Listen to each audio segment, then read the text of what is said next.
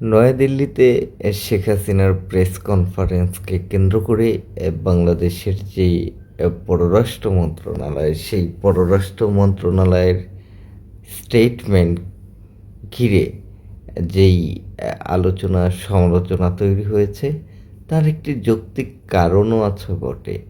আপনারা জানেন যে শেখ হাসিনার সেই প্রেস কনফারেন্স পূর্ব ঘোষিত, এবং তার এই প্রেস কনফারেন্স পরবর্তী বাংলাদেশের স্টেটমেন্ট কী হবে সেটির ব্যাপারে বাংলাদেশ যে একদমই প্রস্তুতিহীন ছিল, সেটিও স্পষ্ট।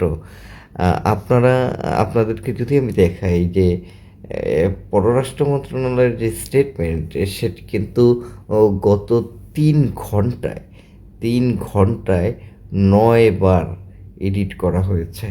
কেন 9 বার এডিট করতে হলো?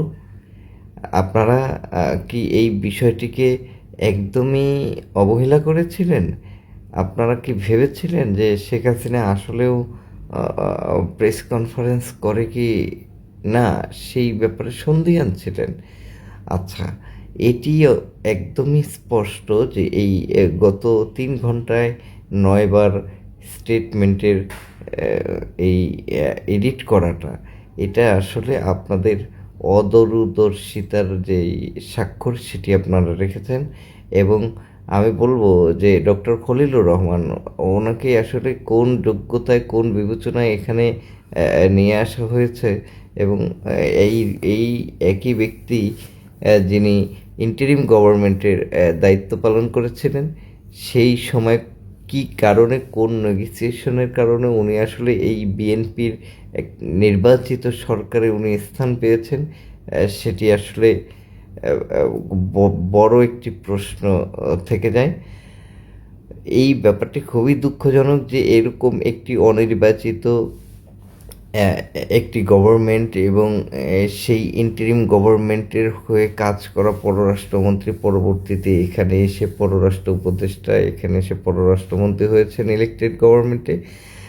আমি বলবো, এই সরকারের প্রতি আহ্বান জানাবো, জনাব তারেক রহমান, আপনি একজন বিচক্ষণ মানুষ, এবং আপনি অতি দ্রুত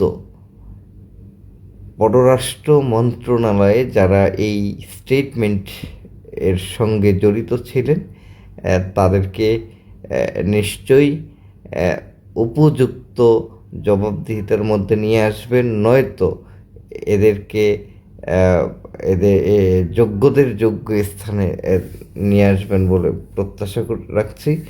কারণ এই একটি স্টেটমেন্ট 9 বার এডিট করে, এবং এখানে যেই শব্দ চয়ন, ভাষাগত বাক্য গঠনে যেই ধরনের প্রয়োগ করা হয়েছে, সেটি অত্যন্ত দুঃখজনক। এবং 9 বার এডিট, এটি জঘন্যতম একটি উদাহরণ হয়ে থাকবে।